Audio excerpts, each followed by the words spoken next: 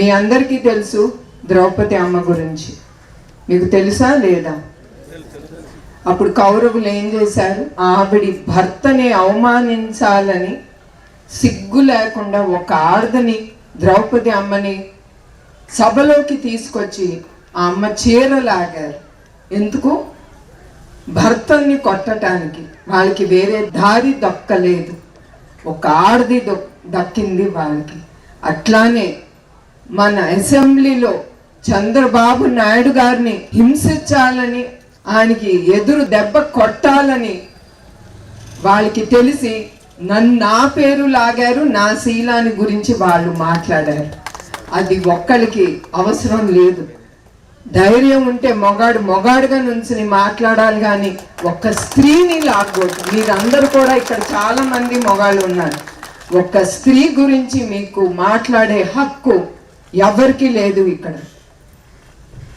ఏ స్త్రీ ఎట్లాంటిదో తనకి తెలుసు, తన జీవితం గురించి తెలుసు. అది మనం నేర్చుకోవాల్సింది అక్కడంతా. అది అన్నీ అయిన తర్వాత ద్రౌపదికి కృష్ణుడే దిగి వచ్చి ఆవిడికి సహాయం అందించాడు. అట్లా ప్రజల్లో దేవుడు వచ్చి, అట్లా చంద్రబాబు నాయుడు గారికి కానీ ఆయన కుటుంబం కానీ ప్రజల్ని దేవుళ్ళుగా మా కుటుంబంకి నుంచున్నాడు. అది నేను ఎప్పుడూ మర్చిపోను. ప్రతి సందర్భంలో మా కుటుంబంలో చాలా జరిగినాయి మా జీవితాలు. ఇప్పుడే అన్నారు తిరుమలలో ఆ బాంబులు పెట్టి నక్సలైట్లు, కానీ ఇప్పుడు కూడా మా కుటుంబం హిట్ లిస్ట్లో ఉన్నా కూడా, ఇట్లాంటి అవమానాలు చాలా ఎదుర్కొన్నా కూడా ఆ దేవుడు అనేవాడు ఉంటాడు. ఎప్పుడు మా కుటుంబం మీకోసం, ప్రజల సేవ కోసం వాళ్ళు ఉన్నారు.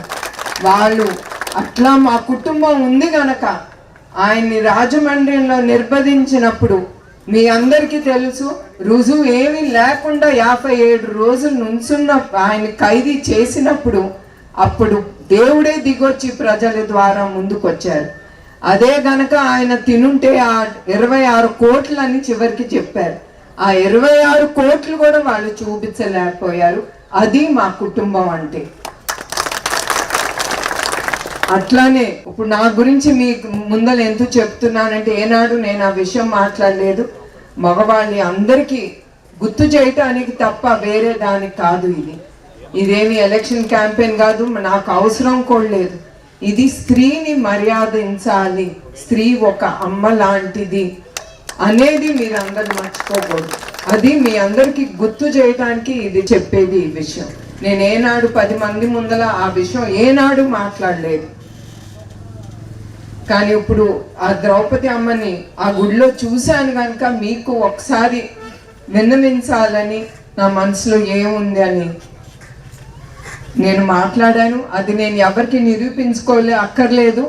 నా భర్తకి తెలుసు, అందరికీ తెలుసు నేను ఎట్లాంటి దాన్ని. So that's not at all important for me.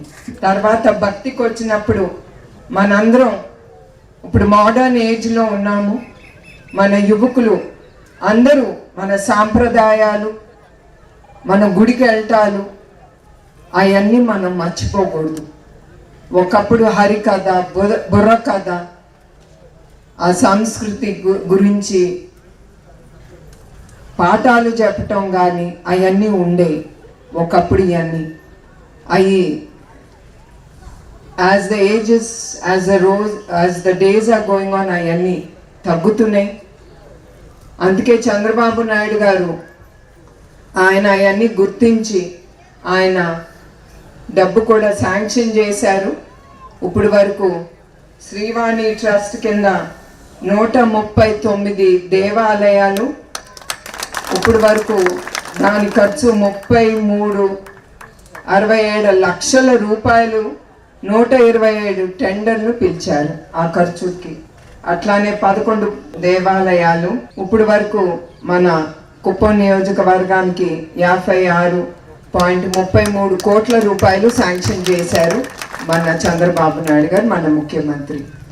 అదే కాకుండా మీరు 5 ఏళ్ల క్రితం మీరు చూశారు ఎట్లా ఆ పాలనలో, వైసీపీ పాలనలో మన దేవాలయాల మీద ఎట్లా వాళ్ళు విరుచుకుపడి అక్కడ ఉండే దేవుళ్ళని ఎరగొట్టి మన దేవుళ్ళు ఊరేగించే రథాల్ని నిప్పంటించి చాలా మన హిందూ మతానికి చాలా తప్పు చేశారు వాళ్ళు. మన హిందూ మతంలో సహనం అనేది చాలా ఎక్కువ, అది మీరు ఒప్పుకుంటారు అనుకుంటున్నాను, మనకి చాలా ఎక్కువ. కానీ ఇక్కడ మతాల గురించి మాట్లాడటానికి కాదు నేను ఇక్కడ ఉంది. ఎవరికి ఏ మతం వాళ్ళకి, లైక్ ముస్లిమ్స్ అవనండి, క్రిస్టియన్స్ అవనండి, వాళ్ళ మతం వాళ్ళకి ముఖ్యం.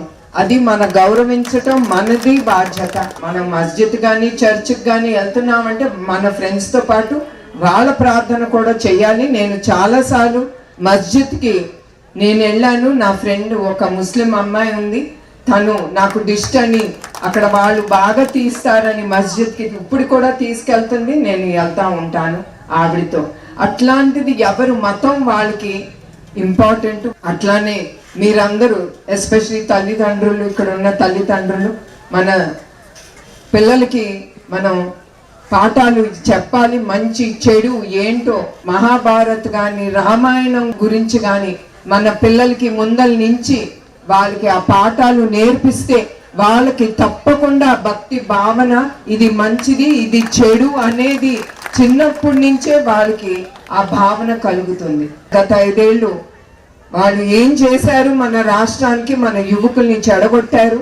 అయిపోయింది అదంతా మీరు మనసులో పెట్టుకుని ఇప్పుడు ముందుకెళ్ళే మన యువకులకి అవన్నీ గుర్తు చేసి మంచేదో చెడేదో మన చెప్పటం మన తల్లిదండ్రులకి అది మన తొలి కర్తవ్యం. అట్లానే చంద్రబాబు నాయుడు గారి నాయకత్వం గురించి నేను ప్రత్యేకంగా చెప్పక్కర్లేదు. అది కూడా ఇక్కడ కుప్పం నియోజకవర్గం గురించి ఆయన ఎప్పుడు ప్రజల సేవే అనుకుంటారు. ఆయన ఉన్నే రోజు పొద్దున వెళ్తారు దేవుడి గదిలోకి, నమస్కారం పెట్టుకుంటారు 1 నిమిషం.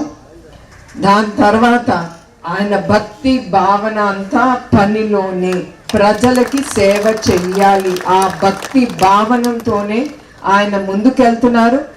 ఆ భక్తితో ఆయన వెళ్తున్నారు కనుక దేవుడు ఆయనతో పాటు ఉండి నడిపిస్తాడని నేను అనుకుంటున్నాను. అది మీ అందరికీ తెలియజేయాలి. అట్లానే ఇప్పుడు ఇన్ని ఇండస్ట్రీస్ 30 ఇండస్ట్రీస్ మన కుప్పం నియోజకవర్గం ఒక్కదానికే వచ్చింది. ఇతర నియోజకవర్గాల్లో మీ అందరికీ తెలుసు మన ఆంధ్ర రాష్ట్రంలో ఎట్లా ఇండస్ట్రీస్ ముందుకొచ్చి ఒక్క నాయకుడిని నమ్మి వాళ్ళు ఇన్వెస్ట్మెంట్ మన ఆంధ్రప్రదేశ్లో చేస్తున్నారు. అది మీరు గుర్తుంచుకోవాలి. అట్లాంటి నాయకుడిని మీరు 40 ఏళ్ళు నమ్మి ఆయన ఎన్నుకున్నందుకు మీ అందరికీ నా హృదయపూర్వక నమస్కారాలు, మీకు నా పాదాభివందనాలు. ఎప్పుడు మేము మర్చిపోం. మీ వలన ఆయన తిరిగి 4 సార్లు సీఎం పదవికి ఆయన ఎక్కించిన ఘనత మన కుప్పం ప్రజలకే దక్కుతుంది. అట్లానే ఏ నమ్మకంతో మీరు ఆయనకి ఓటేశారో ఆ నమ్మకంతోనే ఆయన ఉమ్మడి ఆంధ్రప్రదేశ్కి కానీ విభజన అయిన తర్వాత ఆంధ్రప్రదేశ్ కానీ ఆ ఉత్సాహంతో ఇప్పటి వరకు కూడా ఆయనకి 76 ఏళ్ళు వచ్చినా కూడా ఒక చిన్న కుర్రాడి లాగానే ఆయన ఆలోచిస్తారు. అందరూ హేళన చేయొచ్చు ఆయనకి 76 అని. నా సొంత కొడుకు లోకేష్ అంటాడు, అమ్మ నేను నాన్నలాగా అంత ఓపిగ్గా నేను పని చేయలేను అని. అది కూడా అది నేను అనుకుంటాను. గొప్పతనం అంటే అది దేవుడు ఇచ్చిన బలం ఆయనకి. ఆ బలం దేవుడు కొంతమందికే ఇస్తాడు. సొసైటీ కోసం మంచి కోసం ఆలోచించే మనిషికి దేవుడు ఎప్పుడు తోడుండి అతన్ని నడిపిస్తాడు. అది నేను ఎప్పుడు అనుకుంటాను. ఆయన అట్లా వెళ్తున్నాడంటే ఆయనకి దేవుడు ఆ బలం ఇస్తున్నాడు, ఆయన దీవిస్తున్నారని.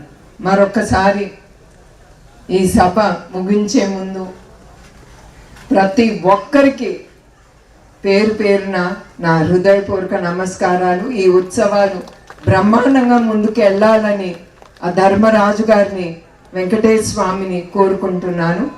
ప్రతి ఒక్కరికి నా నమస్కారాలు, ధన్యవాదాలు.